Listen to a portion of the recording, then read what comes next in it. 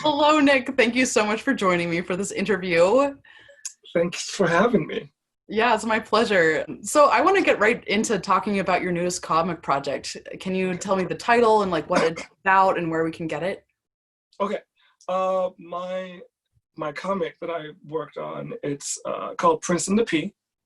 Uh, it's available at Books with Pictures. You can go online and request one, order one. You can get one that way. Basically, it's a readaptation of The Princess and the Pea, of course, but very gay and very POC. It's basically everything that I kind of wanted to read when I was younger, because most all the fairy tales, especially the known fairy tales in the United States are predominantly white and Oh yeah. predominantly cisgender, all that stuff. Yeah. For me, growing up, Prince and the Pea was my favorite story. What And drew you to that one in particular?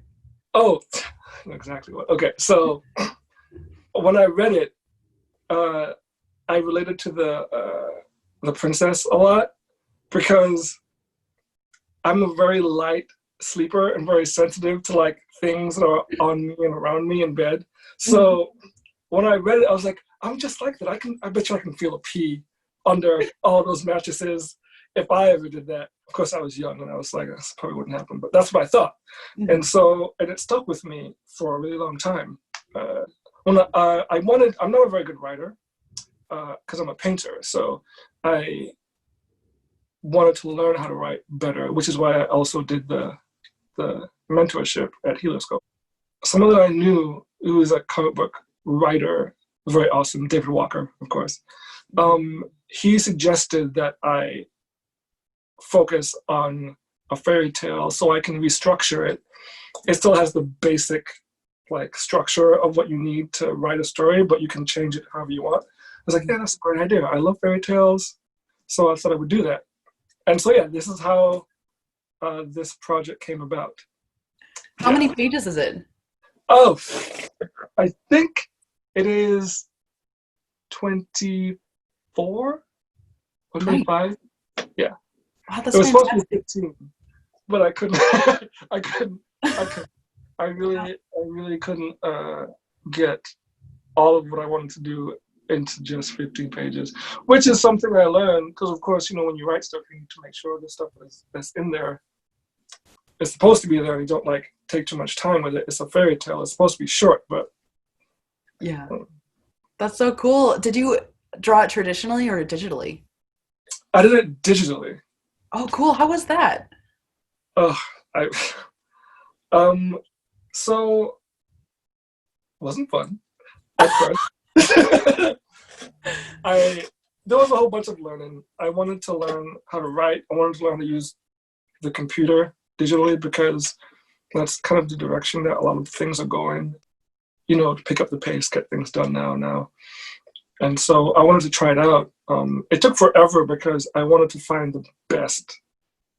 What is it? The pencil? What do they call those things? Yeah, or brush. The brush. Yeah, best brush. Because there's so many, and some of them are just not the best. Yeah. I think anyway.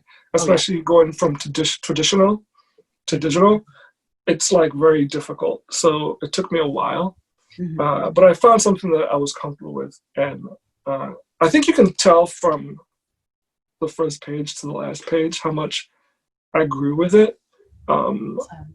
But yeah, digitally was my plan to learn how to do it. Yeah, I was going to ask why you decided to do it digitally instead of traditionally. Was it because you wanted to learn digital tools better? Yes, it was. It was because I wanted to do that, and also I did a 8-page comic, like a pitch for someone, and I did it traditionally. It's very hard to separate traditional style of doing art into a comic book form. Like that just blew my mind. I was like, I had to relearn everything. So me trying to do it that way, it took longer. And also there wasn't the detail I wanted to put into it wasn't there because either with the time and like how small those boxes are, it's very difficult for me because I tend to draw really big. So yeah. That's awesome. I think that's a good segue into me asking you. So you have a painting background. How has being a painter influenced your style as a cartoonist? I thought about this, and to be honest, none at all. Oh, really? It's so different. It's so different. Like for me, the way that I like to see art in a comic is different from the way I like to see art physically made. Mm-hmm. And I had to relearn how to express myself with lots of images instead of just one image, because I wanted each image in every panel to be like a painting. And I feel like I can't do that to the extent that I would like to because A, time, B, if each panel is a painting, you don't know what to focus on. You kind of like have to use the whole page or both pages. And it's like there's so much happening. You have to pick and choose what your focus is and all those things. So when I went from traditional to digital, it basically had to start all over again. Mm-hmm. I just focused on my skills more so than my style. Mm-hmm. I just wanted it to be compelling in a different form. Yeah. So what is the biggest thing you've learned through working on this comic project? Oh, comics are hard. Comics are so hard. Oh my gosh. Like, you know when people like look at comics and they're like, this is so pretty, this is great, and then they're finished with it in like a couple hours, and it's like that couple hours that you spent looking through that took like months. Months to do. And it's just so, like, you really have to love comics and love drawing and love telling stories to do it. There was a moment when I first started where I was like, Nick, do you want to do this? Like, is this what you want to do? Like, this is a lot. I mean, this feels like work. Is this what you want? And after a while, as I got into it, as I got better, I was like, no, this is great. We're fine. We're good. Good. So, yeah. That's a relief because I love your work so much. I'm so glad the answer was yes. Yes, I still want to make comics. Yeah, my goal is I have another comic I want to print, and there's a couple other things I want to work on. And I'm excited, so that's good. You know, yeah. I'm very excited about it. But I really want to get a lot more stories about people of color and queer people out there. I know there's a lot of people that are starting to see that there's merit to hearing about different stories about different people. I'm grateful for that. I kind of want there to be a face like mine talking about stuff that they published, because I didn't really see that much of it when I was younger. Yeah. So I really, really want, I want my gift is to be able for people to see diversity in what they read and what they see. That's my goal. That's for the next few comics that I want to do is going to have that. Actually, I think from now on, is basically what it's going to be. It makes me so happy to hear that. Yeah. It's one thing for someone like me to put diversity in her comics, but I'm white, and I know it's such a letdown when people from different backgrounds are like, see themselves represented, and then they look who the creator is, and then it's not. Yeah. They don't look like them. So it's so cool that you're still doing comics. I'm so glad that you're offering that to the world, and so thank you so much. Yeah, I'm it's crazy. Whenever I'm in the comic book shop, there's people in there, and they're like, "Do you have any comics written by Black people?" I'm like, yeah, not that many. And it's like, well, do you have any with Black people in the story? And I was like, yes, we do. They're all written by white people, but we do. It hurts to say that to them, but. We want it to be yes. Here are so many. Like, there's too many for me to even list to you today. Like, exactly. Yeah, like with the queer comics, or the gay comics, that has become a more prevalent thing, which is great. I don't know if it's because the comic book shop that we work at like finds that stuff and distributes it, but it's that part of it. I feel like it's like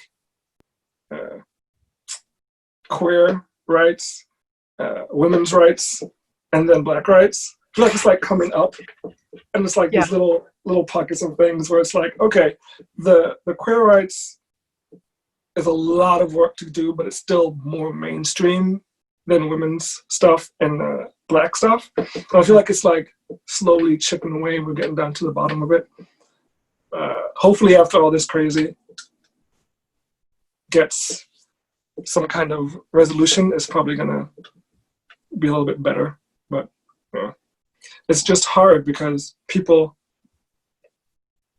everything is so sensitive right now. It's like I don't have a problem with white people writing Black stories at all, as long as it is a good story. It's just right now, since there's no Black people writing Black stories, I feel like you need to get that done first, and then we can go back into like everyone can write whatever they want. It's fine. But right now, because I was nervous about that stuff where it was like Black people need to write Black movies.